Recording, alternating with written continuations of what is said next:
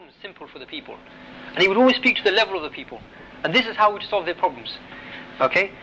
His way of dress was that he would wear the best of clothes. You know, some people, you know, they wear, you know, they wear tattered clothes, you know, they wear clothes that aren't that so good, but he would always wear the best of clothes.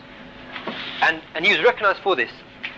And even when he would go to Salah, he'd wear the best of clothes. In fact, people would say to him that, you know, the clothes that you wear for Salah, you know, people wear these type of clothes when they go see the rulers or when they go to weddings. And he would say to them that verily, you know, Allah has more right that you should make yourself beautiful for Him than these people do, than the people do. Do you understand? That Allah has more right that we make ourselves beautiful for Him. I.e., we should make ourselves more beautiful for Allah than, you know, when we go to a wedding. You know, we should make ourselves more beautiful for prayer when we go to the mosque than we go for the wedding. This is something that he used to do. And they used to say about him that you know, you could smell him from his ether. That he'd always perfume himself and look nice. And he would wear a nice turban, he would wear nice thobes, and like I said to you earlier, as I talked about his livelihood, right? His business was clothes, so he knew he knew the clothes, and he also loved to joke as well.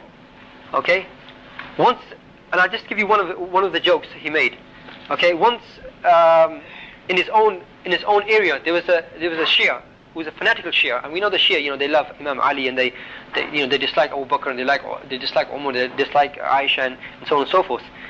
And to dislike these people is in fact, you know, to go against Islam itself. As a lot of scholars have said, that if you hate these people, then really you've gone out of the religion. But this man, right, he had 2 donkeys, and he named the donkeys Abu Bakr wa Umar, you know, insulting these companions, radiallahu anhum. And one day it happened that one of the donkeys of this miller, this Shia, he kicked him in the head so hard that he died. Okay? And when Abu Hanifah, he heard this, right, he said that it must be the donkey that was named Umar. and it so happened that he was true. It was a donkey named Umar that kicked the Shia in the head and killed him. But it's just, and there are other jokes that he made as well, and they were true jokes or something like this, or this nature. He didn't make jokes to lie. To talk about his livelihood, he apart from the fact of him gaining knowledge, he was a successful merchant. Okay, and it is said that his store of clothes in Kufa was of the biggest of stores. You know, something like, you know, the Harrods of Kufa. You know, people from all around the city would come to it. Okay, because they knew they would find good quality, you know, truthfulness. And also Abu Hanifa, you know, he would travel to other cities as well, you know, to Basra, other places as well for his business. And he would also, and he had a partner with which, because you know, you can't run a business and obviously, you know, gain knowledge the way he gained knowledge. So he had a partner from who would do a lot of the things he told him to do. And he had other employees as well, including his son Hamad, and other employees as well. And one of the things he would warn them about is female customers, because obviously with clothes, especially, he would deal with clothes that were silk, clothes made out of silk. He'd warn his people about silk, and he would say to them, that one of the things he warned them about is that anybody, and obviously the women then they don't dress like the women that we see in this country, obviously. One of the things he would warn his employees about was that he would say to them that if you can describe the shoes of the woman, then you can describe the feet of the woman. And if you can describe the feet of the woman, then basically you are being unjust. You are not a just person. And he was very adamant about this. So he said, you always told them to, you know, lower their gaze. But you know, he was so adamant about this. He said that even when you lower your gaze, try not to look at their shoes, try not to look at their feet, try not to look at their, you know, if they're wearing slippers, their skin, that part. So he was very, you know, he's very smart about how people should deal with them, and he had a very precise system, but which I don't have time to go into at the moment.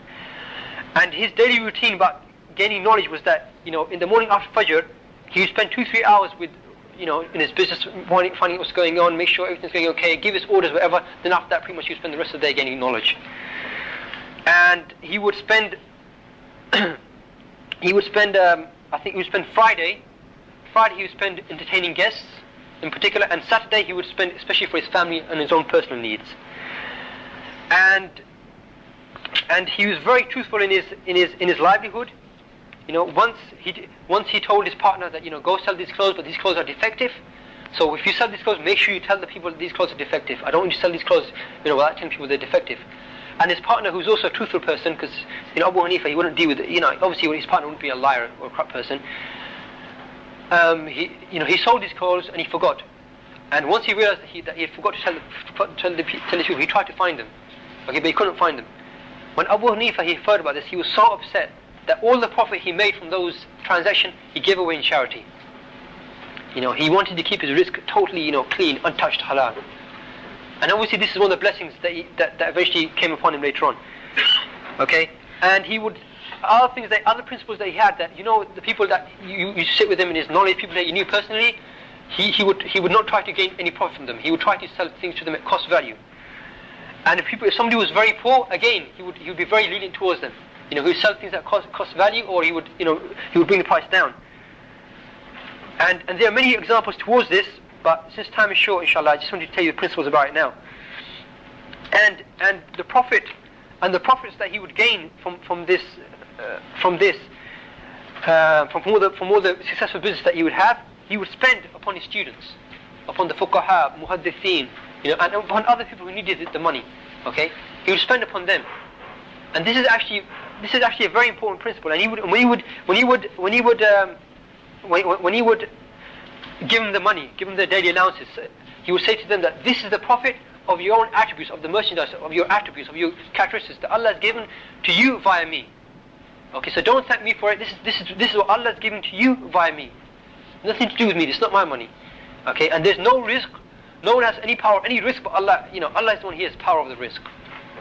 And this is actually something that university. You know, obviously we know that university they give grants out, but this is something that he thought about doing way before other people did this. Okay, I mean, obviously there were other scholars that he learned this from, but, you know, this is type of the principles that he gained, and you can only do this right if you have money. If you saw yourself in the financial side. Abu Hanifah, he fed me in the dunya and he fed me in the akhirah. You know, he fed me in the dunya when he gave me money, and it's later on when he became judge of judges. It's because of the fact that, you know, he became such a great judge because he was a student of, he was such an important student of Abu Hanifah, that he became the judge of judges in the time of Harun al-Rashid. You know, that he gained livelihood then as well. And also he fed him in the akhirah because it's the knowledge that he gained from that which inspired him to be so pious, obviously. So, and also, like I said to you earlier, that he implemented this principle that the best risk that you can have, the best food that you eat from, is the food that you've earned yourself. You know, he didn't believe in handouts. Okay, because, you know, one of the things he realized was that everything has strings attached. And if you look at the ulama later on, even if you look at the ulama his time, right, you'll see this clearly how, you know, the strings are always attached to everything. And about his piety, his devoutedness, Imam Zahabi says that about his piety, that, you know, it's reached us through a tawatur chain. I mean, basically, there are so many chains about his piety that, you know, it's without doubt, you know, no one can argue this point. He's a very pious person. Okay, and I've already told you about his daily routine, about gaining knowledge.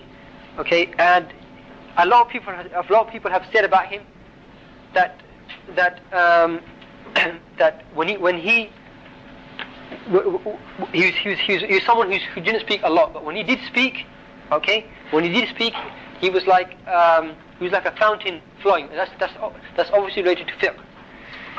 Al-Fudayl ibn Iyad, he says about Abu Hanifa, he says, Kana Abu Hanifa was, I won't say the Arabic because time is short, I'll just say the English, and if anybody wants the Arabic, you can get it from me later on. He said that Abu Hanifa, he was a man who was a faqih, and he was well known for his fiqh, well known for his piety, one who was very rich, and who was known for his generosity upon those who were around him, and he was one who had great sabr upon teaching knowledge in the evenings, in the nights and in the mornings, and he is one who spent his nights very usefully, i.e. spent them in tahajjud, and he was one who was